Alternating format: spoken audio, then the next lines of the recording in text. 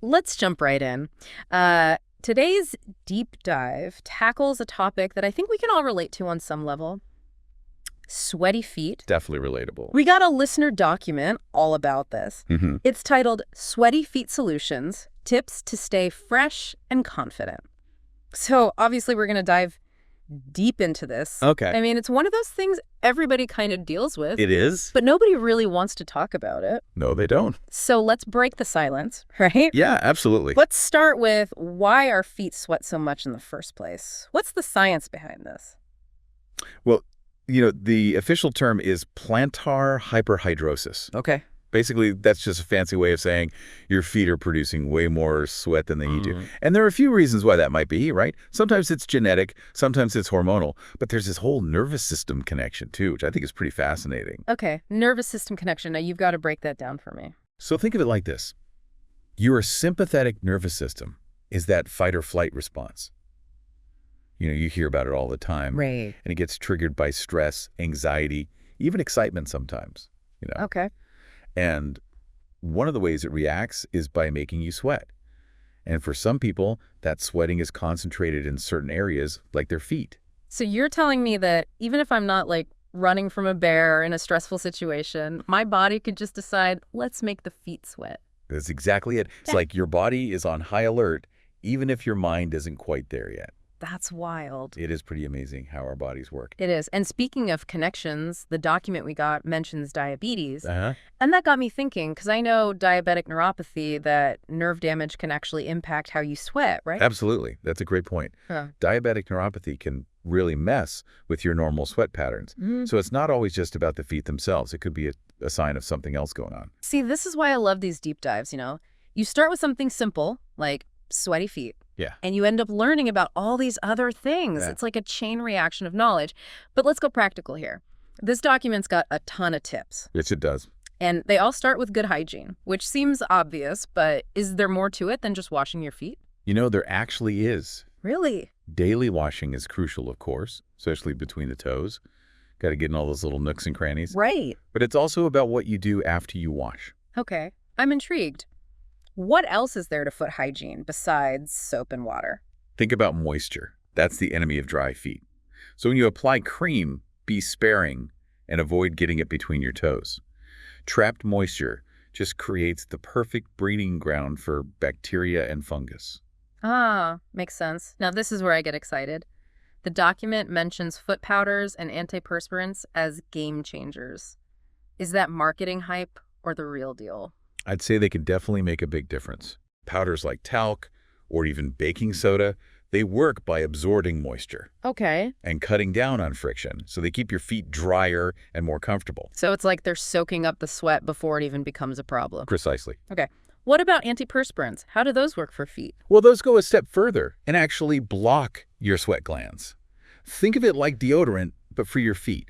Now that's brilliant. It is a simple solution, but effective. It makes sense. If it works for our underarms, why not our feet? Exactly. Are there any specific types we should look for? You always want to choose products designed for sensitive skin, especially when it comes to your feet. You don't want to trade one problem for another, right? No one wants irritation on top of everything else. Exactly. So the document also talks about bamboo viscose socks. Yeah? Something about them being moisture-wicking. Can you explain that a bit? Sure. It's all about keeping that sweat away from your skin. Moisture-wicking fabrics pull the sweat away from your skin and help it evaporate faster. So it's like having tiny ventilation shafts woven right into the fabric. Okay, so bamboo viscose socks. Noted. Goodbye, old cotton socks. They definitely deserve a place in your drawer. Absolutely. Speaking of what we wear, how important are our shoes when it comes to sweaty feet? Oh, shoes are huge. Breathable materials like leather and mesh are your best friends because they allow air to circulate. You want to avoid anything that traps heat, like plastic or rubber. So those trendy plastic sandals are out then? Probably not the best choice for sweaty feet. Yeah, fashion can be a cruel mistress. They can. What else should we look for in shoes? Don't underestimate the power of rotating your shoes. Okay. Give each pair a chance to fully dry out between wears. That cuts down on moisture buildup and helps prevent shoe odor. It's like giving your shoes a spa day. Exactly.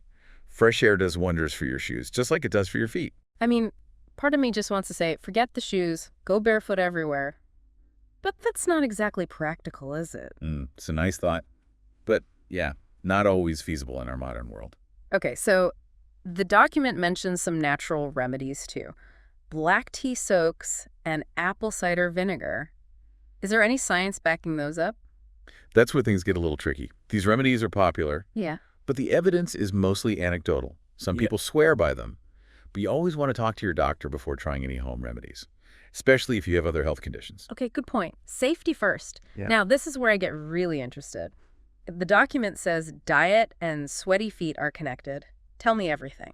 Well, it's true that certain foods and drinks can make you sweat more. Oh, no. Spicy foods, caffeine, alcohol, they're often the culprits. Hold on. So you mean my love for hot sauce and coffee might actually be contributing to my sweaty feet? It's possible, but everything in moderation, right? Okay, that's fair. But the document also mentioned magnesium. Yes. What's the deal with that? Magnesium is crucial for muscle function, and believe it or not, there are tiny muscles that control your sweat glands. Wait, are you serious? Tiny muscles controlling sweat glands. Yep, it's like they're little valves, and magnesium helps them work properly. So grabbing a handful of almonds or spinach could actually help my sweaty feet. It's certainly worth a shot. Just goes to show how interconnected everything in our bodies really is. This is blowing my mind. Okay, so we've covered hygiene, shoes, even what we eat. What else could be contributing to those sweaty feet? Well, remember that nervous system connection we talked about earlier? That's where stress and anxiety come in. You mean my anxiety about having sweaty feet could actually be making my feet sweat more? It's a bit of a vicious cycle, isn't it? Yeah. But it just emphasizes how important it is to manage stress. Things like deep breathing, meditation, even regular exercise can really make a difference. It's all connected. Our mental state, our physical health, it all plays a role. This is what I love about these deep dives. You never know what you're going to learn. You never do. And there's always more to discover. Okay, so we've covered a lot of ground already. We know sweaty feet aren't just about being a little warm, right? Right. Our nerves, our diet, even what's going on in our heads can play a role. It's crazy. It is fascinating. Before the break, we were talking about stress and how that can trigger those sweat glands. The document also mentions the environment as a factor. So does that mean if I lived on a tropical island, I'd be doomed to have sweaty feet forever? Well, living in a place with high heat and humidity definitely won't help. I mean, those are big triggers for sweating in general, right? Yeah, that's true. So, yeah, if you're in a warmer climate or it's the middle of summer, you're going to sweat more, and your feet are no exception. Makes sense. What about those of us who live in colder climates? Do we get a free pass? Not necessarily. You might sweat less overall in the colder months, but then you have to think about what you're wearing on your feet, right? Okay, yeah. Thick socks, heavy boots, those are great for keeping warm, but they can also trap heat and moisture. So even in winter, we need to be mindful of what we're putting on our feet. It's like a balancing act. It is. You've got to find that sweet spot between warmth and breathability. Right. And it's not just the weather, is it? Really? The document talks about our workplaces too. Huh. If you're on your feet all day or stuck wearing like enclosed shoes in a warm environment, well, no wonder your feet are sweating. Makes sense, right? It does. I never really thought about how much my job might be contributing to the problem. So what can people do if their workplace is a big factor? Well, first you have to recognize that it's an issue.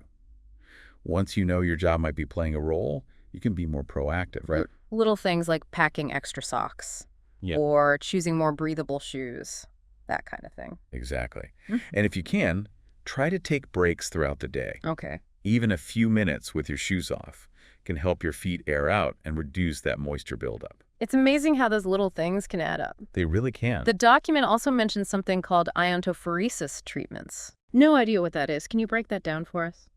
It's a treatment that uses a mild electrical current to reduce sweating. Wait, electricity to stop sweating. How does that even work? It sounds strange, but it can be pretty effective, especially for people who have excessive sweating. It's non-invasive too, which is a plus. Okay, but not something you can just do at home, right? No, definitely not. It's something you'd want to talk to a doctor about to see if it's right for you. Good to know. We've covered so much. Hygiene, socks, diet, even our work environments. It really shows how many different things can affect our sweaty feet. It really does. There's no single answer for everyone. Exactly. It's about understanding the different factors and finding what works for you. Exactly.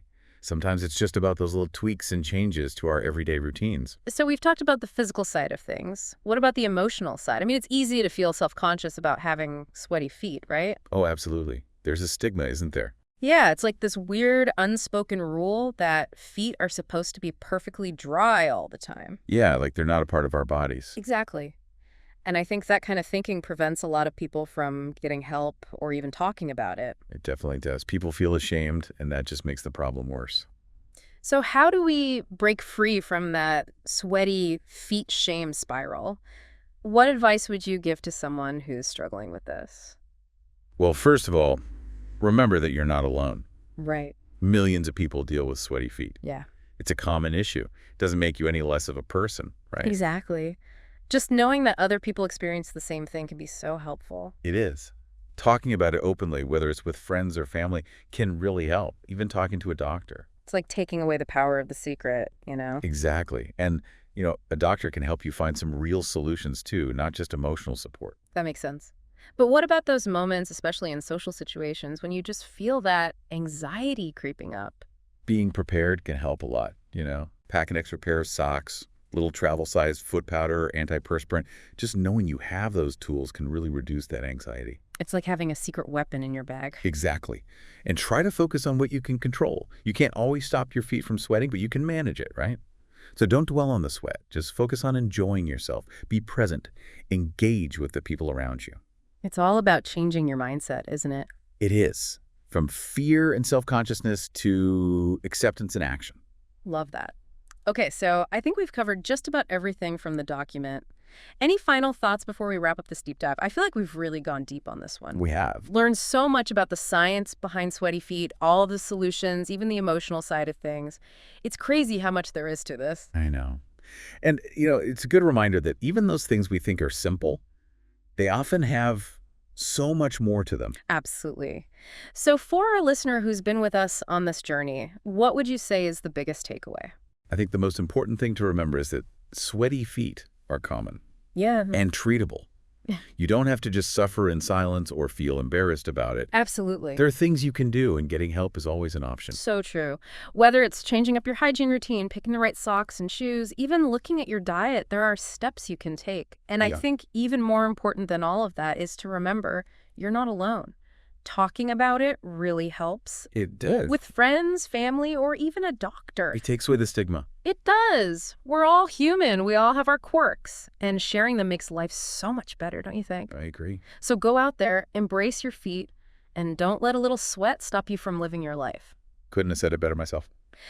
That's a wrap on this deep dive. Thanks for joining us. Until next time, stay curious, stay informed, and yeah, stay dry.